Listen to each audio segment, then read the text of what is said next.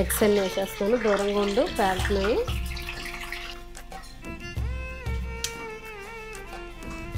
నేను కూడా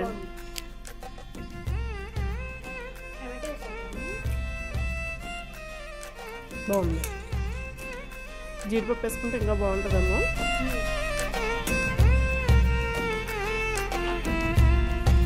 హాయ్ అండి.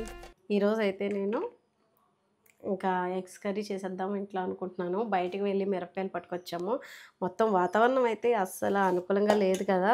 మే నెలంతా వర్షాలు పడిపోవడం. నాకు ఎందుకో ఈ ఎండ పెద్దగా అనిపించలేదు. బహుశా నేను అనుకోవడం ఏమో, ఎందుకో మాకు కంటిన్యూస్గా అయితే ఓ వారం రోజులు ఎండ అయితే కాసినట్టు నాకు మే నెలలో అనిపించలేదు. వేడి ఉంది. ఈరోజు నిన్న బాగా వచ్చింది. ఇంకా సరే అని మీ అన్నయ్య గారు నేను బయటకు వెళ్ళి ఆవకాయ అని కూరకారానికి ఉండాలి కదా, ఆ రెండు ఖచ్చితంగా ఉండాల్సిందే. ఎన్ని ఇంట్లో ఉన్నా ఏ కూర చేసుకున్నా పచ్చడి, ఆవకాయ ముద్ద తినకుండా ఉండలేరు. వర్షాలు పడ్డాయంటే మెయిన్ పచ్చళ్ళ మీదకి వెళ్తూ ఉంటుంది కదా. ఇంకా సరే అని చెప్పేసి మిరపకాయలు అయితే తెప్పించాను. ఎండలో ఎండబెడుతున్నాను అనమాట. ఆ వీడియో మళ్ళీ ఆవకాయ పచ్చడి పెట్టినప్పుడు వస్తుంది. నేను ఏ మిరపకాయలు తీసుకున్నాను ఏంటి చూపిస్తాను మీకు. ఇప్పుడైతే మీకు తెలుసు కదా ఇది. ఇది ఒకసారి కడుగుతాను. ఎగ్స్ ఎంతలా కడిగినా ఎక్కడో అక్కడ ఉంటానే ఉంటాయి. ఇవి 2 సార్లు వాష్ చేశాను అక్కడికి. ఇదిగోండి, ఇది మీకు ఎగ్ బాయిలర్ అంటే ఎగ్ ఒకటే కాదు, ఓన్లీ ఎగ్కి సంబంధించింది. ఇది ఏంటంటే ఎగ్స్ పొడి చేసి ఇందులో వేసేసుకొని కొంచెం ఆయిల్ చుక్క వేసుకొని ఉల్లిపాయ ముక్కలు అవి వేసుకొని కూడా ఇలా కూడా కుక్ చేసుకోవచ్చు అన్నమాట. నేనైతే ఇప్పుడు ఓన్లీ ఎగ్స్ కోసమే వండుతున్నాను, బాయిల్ ఎగ్ చేద్దామని. ఇది ఎగ్ బాయిలర్ అన్నమాట. ఇది ఎగ్స్ ఉడకపెట్టడమే కాకుండా చక్కగా మనం ఇందులో ఎగ్స్ పొడి చేసి, నేను ఆల్రెడీ వీడియో కూడా తీసాను. పిల్లలకి మనం ఒక షేప్లో కర్రీ చేయాలనుకున్నప్పుడు ఇందులో ఒక ఎగ్ 2 ఎగ్స్ వేసామనుకోండి, వేసేసి దాన్ని కట్ చేసి కర్రీ కింద చేసుకోవడానికి కూడా బాగుంటుంది. యూస్ఫుల్ అవుతుందండి. అగారా వాళ్ళది ఎగ్ బాయిలర్ అనమాట ఇది. నేను ఇప్పుడు ఇది 5 మినిట్స్లో అయిపోతుంది. ఈలోగా బియ్యం కడిగేసుకొని పెట్టేసుకుందాము. నానితే 10 నిమిషాల్లో.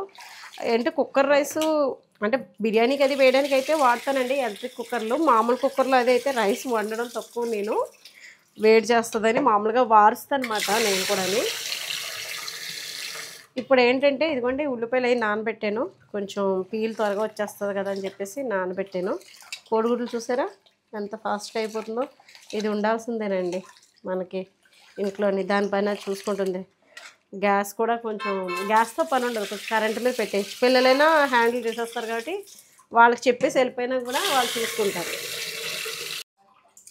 ఎగ్ మసాలా కర్రీ చేస్తున్నానండి, అందుకే కోడిగుడ్లు ఉడకపెట్టేస్తాను కదా. మలాయ్ కర్రీ అని అనుకున్నాను కానీ వద్దమ్మా, రోటీలు చూసినప్పుడు చేసుకోవచ్చులే, ఇంకోసారి చూపింది కానీ ఎగ్ మసాలా కర్రీ చేసి అని చెప్పేసి అంది హారిక. ఇంకా సరే అని చెప్పేసి చిన్నోడు కూడా ఇంకా ఇప్పుడు రోటీలు తీసుకొచ్చాను. ప్లానింగ్ లేని వంట, ప్లానింగ్ లేదండి.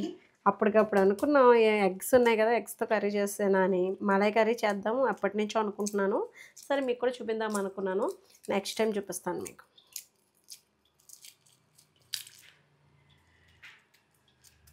కోడిగుడ్లు కూడా సమ్మర్ కదా కొంచెం ఇదిగానే ఉన్నాయి కదా.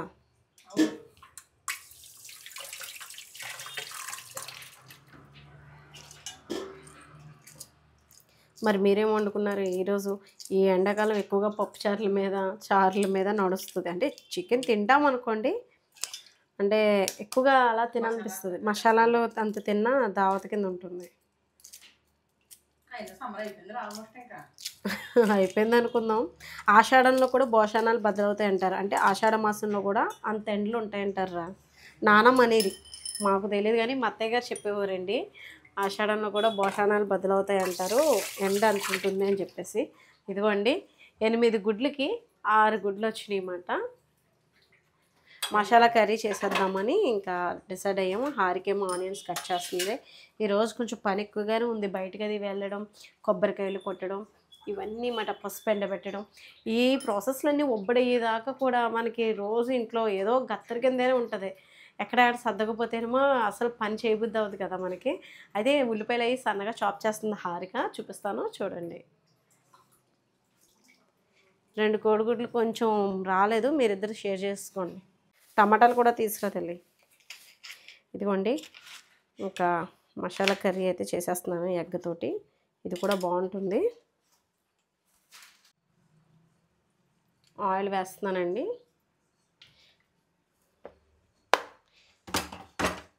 ఈరోజు సింపుల్గా అయిపోతుందన్నమాట వంట అయితే. ఎగ్స్ ఉన్నాయి కదా, కొంచెం ఇది కాగిన తర్వాత వేద్దాం. ఇవ్వండి, నూనె కాగిపోయింది.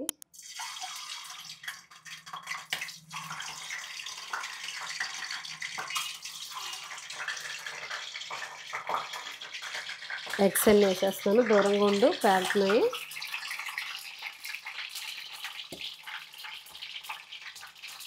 కొద్దిగా 2 లవంగాలు వేద్దాం. మసాలా కర్రీ కదా, బాగుంటుంది. ఇవి బాగున్నాయి కదా సీసాలు, షాపింగ్ చేసినప్పుడు తీసుకున్నానండి. అదే మీకు చూపించాను కదా, వీడియో కూడా తీసాను కదా. కొద్దిగా దాల్చిన చెక్క ఎంతో కదండి, కొంచెం. మసాలా కర్రీకి ఈ ఫ్లేవర్స్ వస్తే బాగుంటుంది అన్నమాట. ఇదిగోండి స్టార్ ఫ్లవర్ అంటాం కదా, అదొక 2 రేకలు, లేదా ఫ్లవర్ అంటే ఫ్లవర్ వేసేసుకోవచ్చు. కొంచెం జీలకర్ర, కొద్దిగా ఒక 1/2 టీ స్పూన్ అనుకోండి అంతే. ఇది కొంచెం వేగిన తర్వాత దోరగా తీసేద్దాము.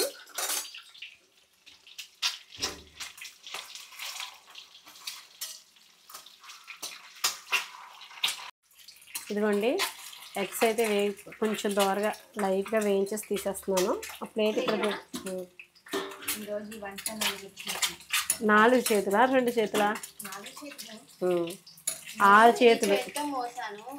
చేతితో వేస్తున్నాను 2. నువ్వు ఆ చేతితో సామాన్లన్నీ తీసేస్తావు. ఈ చేతితో టింటింగ్ తీస్తున్నావు. నువ్వు 2 చేతులు. నూనె కొంచెం ఇంకా హీట్ ఎక్కకుండా వేసే వేసే పచ్చిమిర్చి వేయాలి. వేసే కరివేపాకు వేస్తే ఇందులో బాగుంటుంది. ఫ్లేవర్. అవును.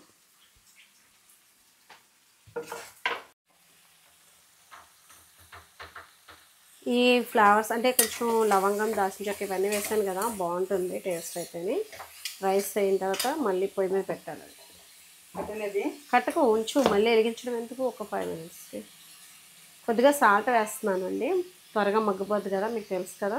ఇందులో కూడా పసుపు సాల్ట్ వేసుకుంటే కోడిగుడ్లు అంటుకోకుండా వస్తాయి, తెలుసు. అంతే, ఆడావిడి వంట నాది. ఎందుకంటే కొంచెం దోరగా వేగిపోయాక మళ్ళీ చూపిస్తాను. కొత్తిమీర సన్నగా చాప్ చేసి పక్కన పెట్టు, ఓకేనా. కరివేపాకు ఇదిగోండి, కొంచెం పసుపు కూడా వేసాను, కొద్దిగా ఇంకొంచెం వేస్తాను. ఈ పసుపు కూడా నేను ఇంట్లో మన టెర్రస్ మీద వచ్చిన పసుపు కొమ్మలతోటి పసుపు అనేది ఆడించుకున్నాను అనమాట. ఏడాది వచ్చేసింది, మళ్ళీ ఇప్పుడు మళ్ళీ పసుపు కొమ్మలు అనేది ఎండబెట్టాను. కారం కూడా వేసేసుకుందాం.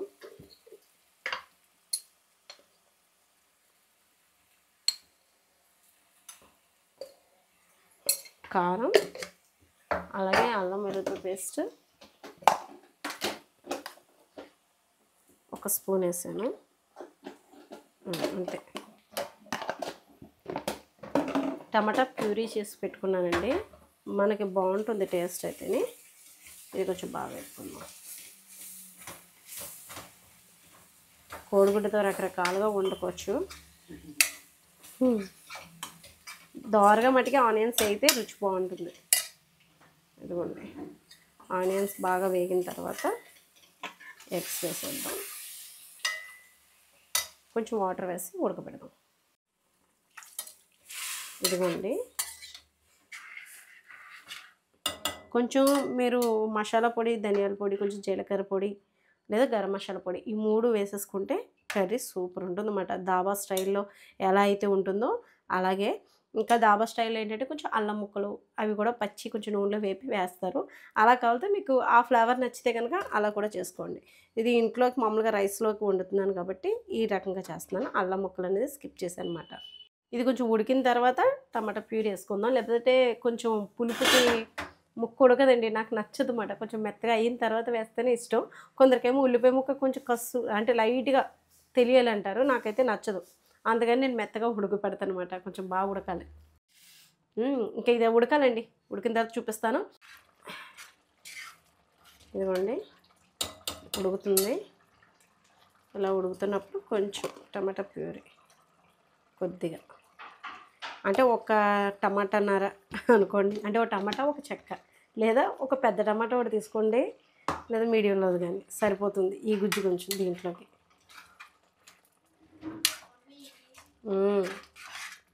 ఇది కాసేపు ఉడికిన తర్వాత దింపే ముందు మసాలా పొడి వేసుకుందాం. ఇదిగోండి కొద్దిగా ధనియాల పొడి, కొంచెం గరం మసాలా పొడి, వేయించి పెట్టిన జీలకర్ర పొడి కూడా వేసుకోండి. కూర అయితే సూపర్ ఉంటుందన్నమాట. అసలు ఎంత ఇష్టంగా తింటారంటే అంత ఇష్టంగా తింటారు మీరు.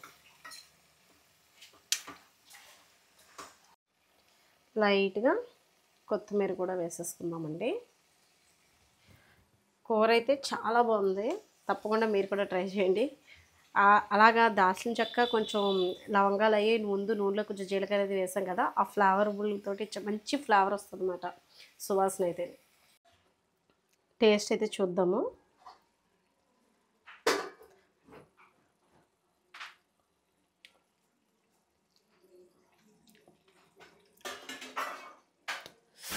సూపర్ ఉంది కూర అయితే. ఉత్తి గ్రేవీ తినేస్తారు మీరు, అంత బాగుంది. తప్పకుండా ట్రై చేయండి. టేస్ట్ చేస్తావా? హారిక చెప్తుంది రివ్యూ, ఓకేనా?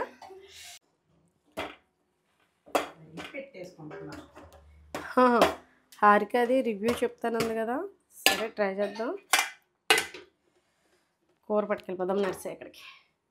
బాగుంది కర్రీ అయితే.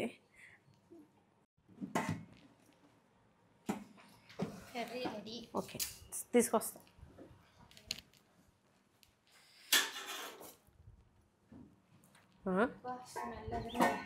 ఎలా ఉంది? స్మెల్ అదిరింది, లుక్ కూడా బాగుంది కదా. సూపర్ ఉంది. చూడ్డానికి ఇంపుగా బాగుంటేనే, కలర్ఫుల్గా అనిపిస్తేనే బాగుంటుంది. టేస్ట్ కూడా అంతే బాగుంది, తినాలనిపిస్తుంది. ఇందులో ఇదే కదా పెద్ద గుడ్డు. గుడ్డు అంటే రిషి గుర్తుకొస్తున్నాడా?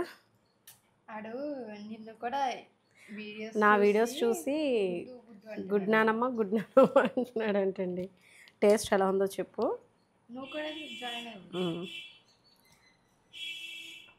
ఎలా ఉంది టేస్ట్ అయితే? నాకైతే మరి రైస్లోకి ఎలా ఉంటుందో చూడాలి. బాగుంటుంది. నేను చేరి ఈసారి ఇలా వేసుకుంటున్నాను, ఓకేనా? వాటర్ నాకు పట్టలేదే. చాలా పని ఉందండి. మబ్బు మూసింది. ఎండుమిర్చి అది వెంటలో పెట్టాను. బయట జీలకర్ర, అయ్యో సారీ, బయట పసుపు కొమ్మలే పెట్టాను. ఏం కాదు, అలా వస్తుంది అంతే. మళ్ళీ లేకపోతే పరుగులెట్టాలి వర్షం పడితే కనుక. తిన్నా లేకపోతే వెళ్ళేసి తీసేసుకోవాలా? అవునా? సూపర్ ఉంది. కలుపు.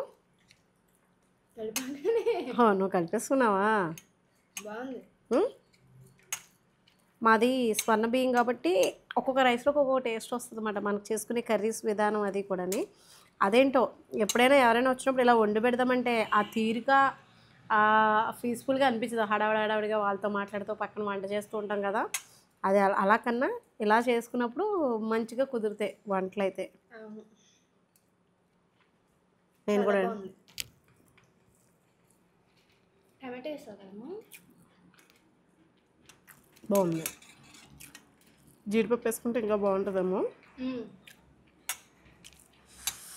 దీంట్లో జీడిపప్పు కూడా కలుపుకొని బాగుంది. రైస్లో రిలేటివ్స్ వస్తే నాన్ వెజ్ లేకపోతే ఎగ్తో మేనేజ్ చేయొచ్చు. మనం అయితే ఎగ్తో చెయ్యం ఎప్పుడో కానీ. వండేసిన తర్వాత వస్తే ఆ టైంకి తప్పగానండి, లేకపోతే ఎగ్తో అనేది వండుతుంది, ఏదో ఒకటి వండుతాం అన్నమాట.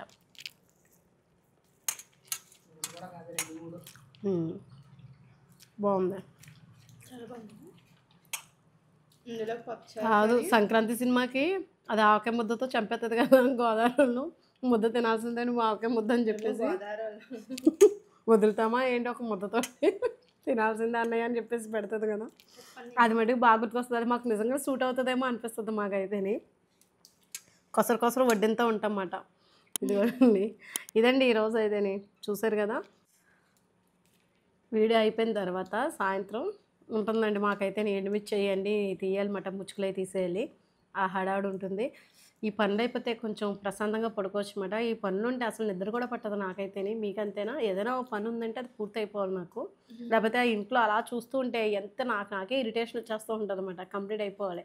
ఇప్పుడు ఎండతో పని కదా, సడన్గా ఇందాక మబ్బు కింద వేసింది, ఇప్పుడు ఎండ వచ్చిందిలేండి. పీస్ఫుల్గా ఇంకా భోజనం చేసేసి నేను ఇంకా వీడియో అయితే ఇక్కడితో ఎండ్ చేసేస్తున్నాను. కర్రీ అయితే ట్రై చేయండి, మీకు నచ్చుతుంది. రోటీలో కూడా చాలా బాగుంటుంది. వీడియో నచ్చితే కనుక లైక్ చేయండి, షేర్ చేయండి, సబ్స్క్రైబ్ చేసుకోండి. బాయ్ అండి.